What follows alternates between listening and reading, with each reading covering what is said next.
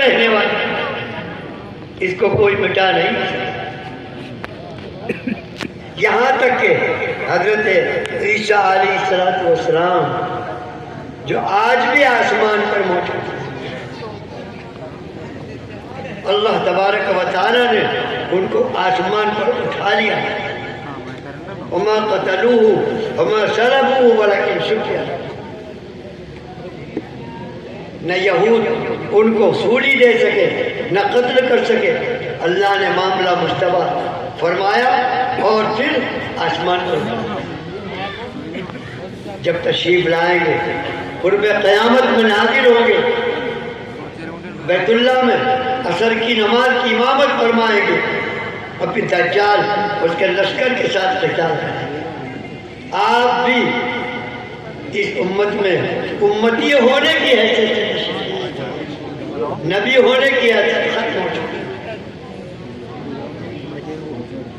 اللہ تبارک و تعالی آپ کی نبوت کو قیامت تک باقی رکھے، آپ کی لائی ہوئی کتاب قیامت تک باقی رہے گی، اور اللہ تبارک و تعالی نے اپنے نبی محمد رسول اللہ صلی اللہ علیہ وسلم کو دو ناموں سے منتخب کیا، دو نام عطا فرمایا، ایک احمد نام ہے اور ایک محمد نام ہے، دو ناموں سے بھی منتخب کیا۔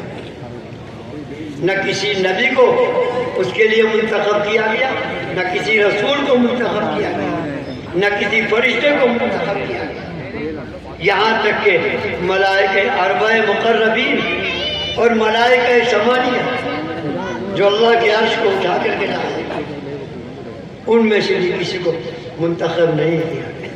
ان دو ناموں کے ساتھ اگر منتخب کیا گیا ہے تو اللہ نے منتخب کیا اپنے حبیب پاک محمد رسول اللہ صلی اللہ علیہ وسلم۔ ان میں سے ایک نام وہ ہے جو آپ کا پہلا نام ہے، وہ کیا ہے؟ احمد ہے۔ سابقہ کتب میں آپ کا نام احمد ذکر کیا ہے، اور قرآن کریم میں آپ کا نام محمد ذکر کیا ہے، محمد رسول اللہ۔ والذین معه اشداء ما کان محمد ابا احد من رجالکم ولکن رسول اللہ وخاتم النبیین۔ جہاں بھی ذکر کیا گیا آپ کا نام محمد ذکر کیا۔ یہ دونوں چیزیں اور دونوں نام دے کر آپ کو دنیا میں اللہ تبارک۔ عید کے معنی کیا ہے ذرا سنیے، پھر بتایا جائے گا۔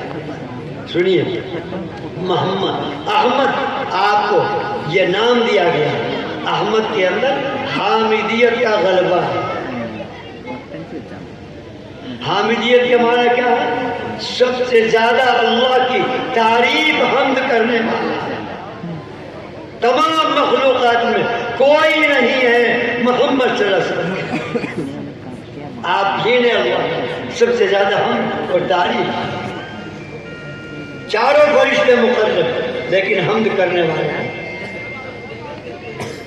ملائکہ ثمانیہ نے مقرب، وہ بھی اپنے اللہ کی حمد کرتے ہیں۔ جبریل علیہ السلام کتنے قریب رہنے والے، کتنے بڑے طاقتور فرشتے، مگر وہ بھی اللہ کی حمد اس طرح کرنے والے ہیں جس طرح اللہ تبارک و تعالیٰ کی اگر حمد کی ہے دنیا نے، فرشتوں میں، دنیا کی مخلوقات میں، وہ سب سے زیادہ حمد کرنے والی یاد آپ کی ہے، آپ کے علاوہ کوئی نہیں، اس لیے آپ احمد ہیں۔ آپ کا دوسرا نام محمد ہے جو قرآنی نام ہے۔ محمد کے اندر محمودیت کا غلبہ ہے۔ محمود کے معنی کیا ہے؟ جس کی تعریف کی جائے۔ اللہ تبارک و تعالیٰ نے اپنے حبیب پاک محمد صلی اللہ علیہ وسلم کی تعریف جتنی کرائی ہے تمام مخلوقات سے، اتنی تعریف آپ اس اعتبار سے تو محمودیت کے اندر، محمود کے اندر، محمد کے اندر محمودیت کا غلبہ ہے، اور احمد کے اندر حامدیت کا غلبہ ہے۔ آپ سے زیادہ کسی کی تعریف دنیا میں نہیں، کوئی نبی رسول ایسا نہیں۔ 1,24,000 قریب انبیاء علیہ السلام دنیا میں تشریف لائے ہیں، لیکن کوئی نبی اور رسول اس درجے کا نہیں کہ اس کی تعریف کرے جتنی تعریف آپ کی کی۔ سارے فرشتے آپ کے مداح ہیں، آپ کے ثنا گو ہیں، تمام مخلوقات آپ کی تعریف بالکل شان ہے۔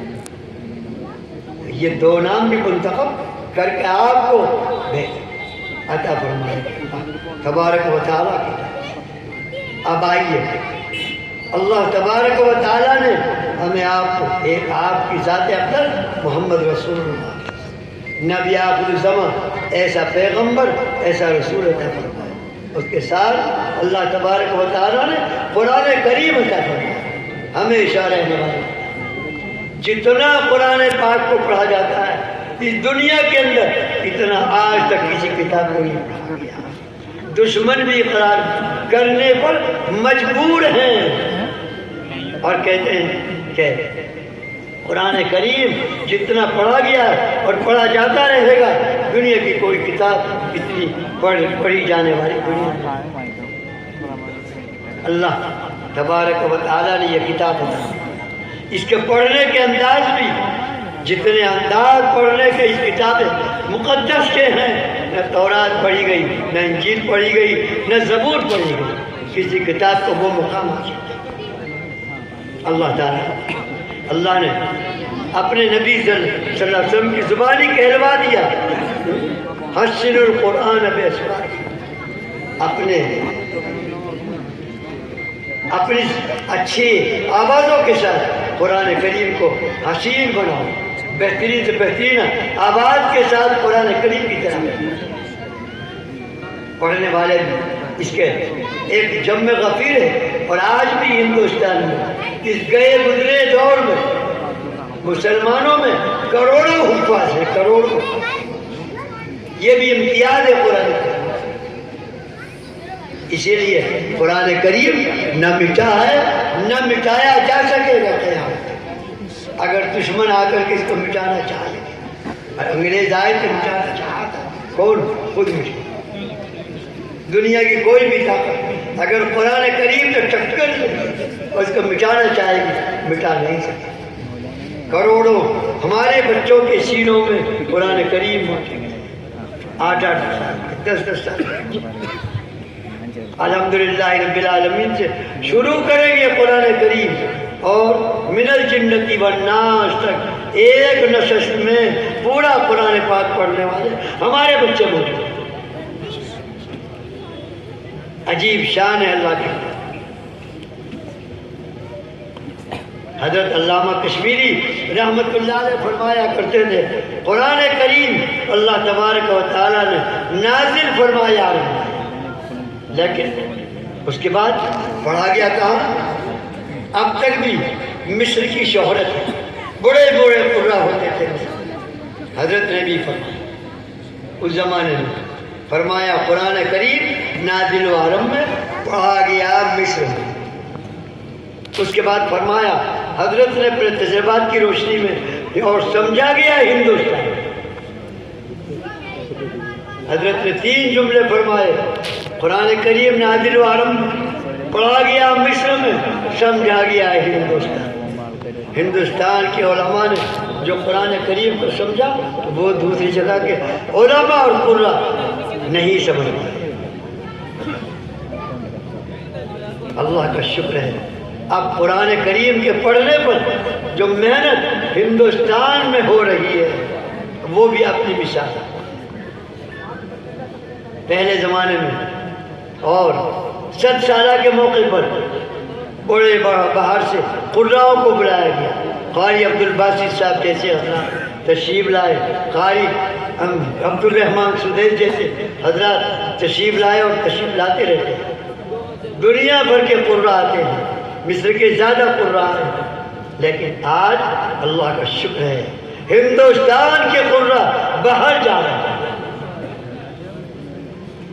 مصر جا رہے ہندوستانی، ایران جا رہے ہندوستانی قراء، اور افغانستان جا رہے ہندوستانی قراء۔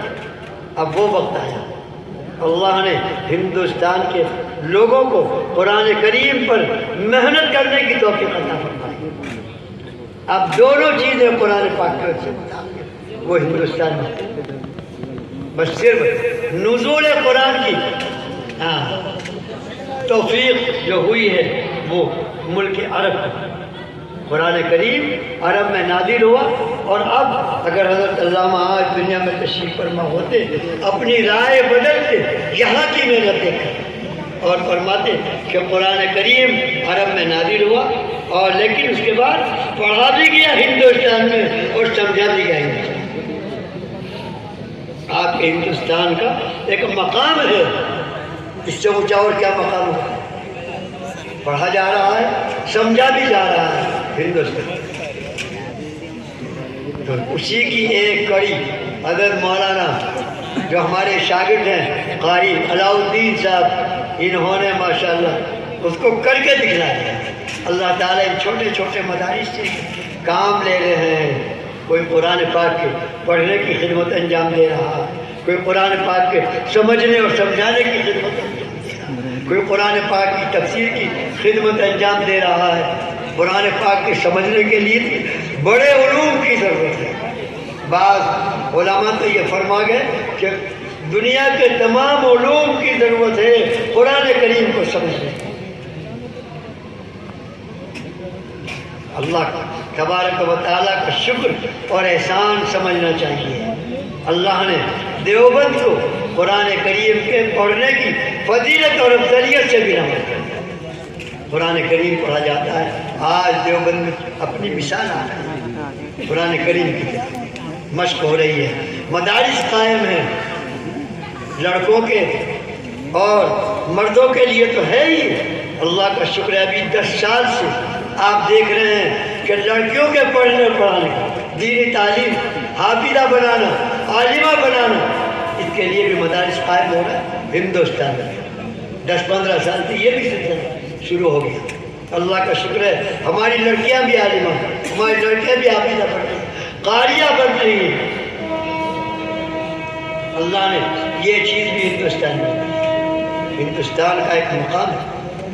ہندوستان کو اللہ نے آج بھی پوری دنیا میں علم دین کا مرکز بنایا. ہندوستان میں دارالعلوم ہمارے اکابرین نے قائم کیا. اور کہ کیسا دارالعلوم قائم کیا؟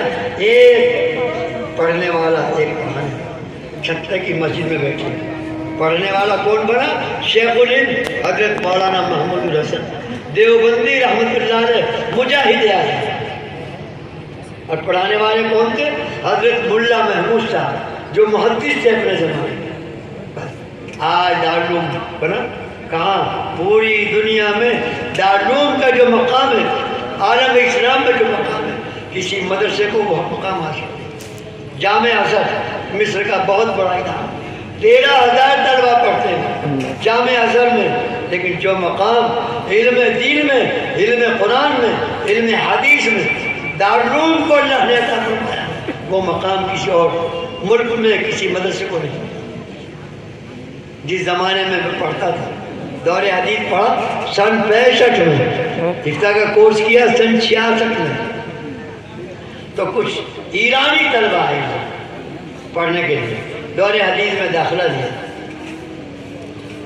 جب اسباق شروع ہو گئے اور ہمارے شیخ حضرت مولانا سید فخر الدین احمد مراد آبادی نے شروع کرا دیا، بخاری شریف بھی اور دوسری کتابیں بھی شروع ہو گئی. 1 مہینے کے بعد میں نے ان سے بات کی، ایرانی طلبہ سے معلوم کہ بھئی آپ ایران کو چھوڑ کر کے اور دیوبند تشریف لائے ہیں پڑھنے کے لیے دارالعلوم، آپ کسی اور مدرسے میں دی گئے. ان ایرانی طلبہ نے یہ بتایا کہ ہم ایران سے نکلے اور ایران سے چل کر کے ہم مسجد نبوی میں بخاری شریف کا درس لینے کے لیے گئے اور 1 سال ہم نے دور حدیث میں لگایا، پڑھا دور حدیث. اس کے بعد میں انہوں نے بتایا کہ پھر ہم مسجد نبوی میں 1 سال پڑھنے کے بعد ہم جامع ازہر مصر پہنچے، وہاں بھی ہم نے دور حدیث پڑھا. اس کے بعد انہوں نے کہا کہ پھر ہم وہاں سے تیسری جگہ دارالعلوم پاکستان کراچی وہاں پہنچے، وہاں بھی 1 سال دور حدیث پڑھنے کے لیے 3 جگہ پہنچے. بتلایا انہوں نے کہ پھر اب ہم 4تھی جگہ دارالعلوم دیوبند آئے. حدیث پڑھنی.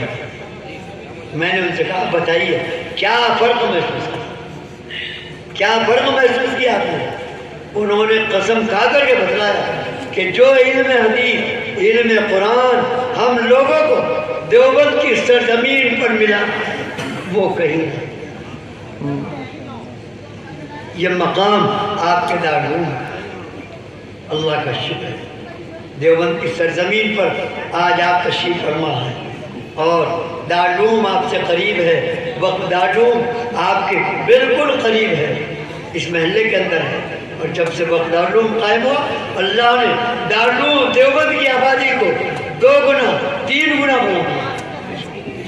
یہ وقت دارالعلوم کی بات ہے. اور وقت دارالعلوم آپ کے سامنے ہے. جامع مسجد سے شروع ہوا, ہم لوگوں کو حضرت قاری طیب صاحب رحمۃ اللہ علیہ نے جمع کر کے بٹھایا اور دعا کرائی اور بخاری شریف کا درس شروع کرایا. آج اسی ولی کامل کی دعاؤں کا نتیجہ ہے کہ آج وقت دارالعلوم اپنی آنکھوں سے کہاں سے کہاں. اس نے روز افزوں نے کتنا فرق پیدا کر دیا. یہ دیکھیے یہ آپ میں اور آپ کی تصویر ہے. وقت دارالعلوم کہاں سے کہاں پہنچے. میں تو کہا کرتا ہوں اللہ تبارک و تعالیٰ نے خاندان قاسمی کے لیے ایک مزاج بنایا, دادا سے قائم کراتا اور پوتے سے چل گیا. حضرت نونوی رحمۃ اللہ علیہ نے اپنے رفقا کے ساتھ مل کر دارالعلوم قائم کیا. اور جب حضرت قاری طیب صاحب تشریف لائے اہتمام پر, یعنی حضرت نونوی رحمۃ اللہ علیہ کے پوتے جب محتمم بنے اور پہلے نائب محتمم رہے اور پھر 52 سال صدر محتمم رہے, پہلے 6 سال نائب محتمم, 58 سال کے اہتمام دارالعلوم کو دنیا کے کونے کونے میں پہنچا دیا. ایورسٹ کی چوٹی پر اگر دارالعلوم کا ذکر ہے تو وہاں پہنچانے والے قاری طیب صاحب نے کرا. سمندروں کی گہرائیوں میں اگر دارالعلوم کا ذکر ہے تو وہاں پہنچانے والے قاری طیب تو پوتے سے چلوایا.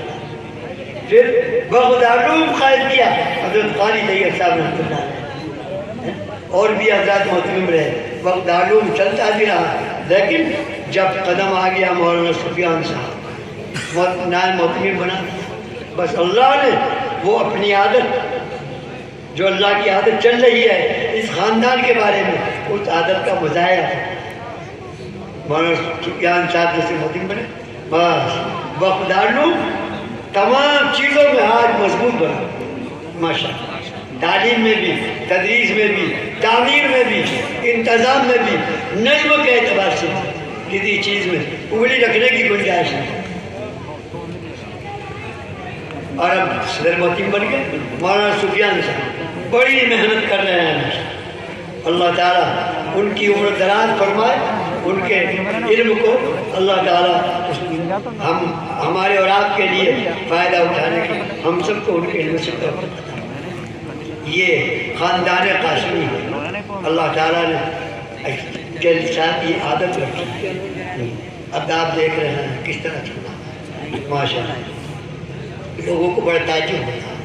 میں تو کہا کرتا ہوں کہ جو شخص حضرت قاری طیب صاحب رحمۃ اللہ علیہ کی کرامت دیکھنا چاہے, آپ کی بزرگی کو پرکھنا چاہے, آپ کی کرامات کو اپنی آنکھوں سے دیکھنا چاہے, آ جائے وہ وقت دارالعلوم. یہ حضرت قاری صاحب کی دعائیں ان کی ولایت کاملہ کی دلیل ہے. آج قاری صاحب کی مدرسے کا اجلاس ماشاءاللہ لوگ تعاون بھی فرما رہے ہیں, اور پھر یہ تعاون قرآن کریم کا تعاون ہے. اس مدرسے کا تعاون قرآن کریم کا تعاون, قرآن کریم کے پڑھنے والوں کا تعاون فرما رہا ہے. اس لیے یہ سب آپ کے لیے ذریعہ نجات بنے گا انشاءاللہ ثم انشاءاللہ.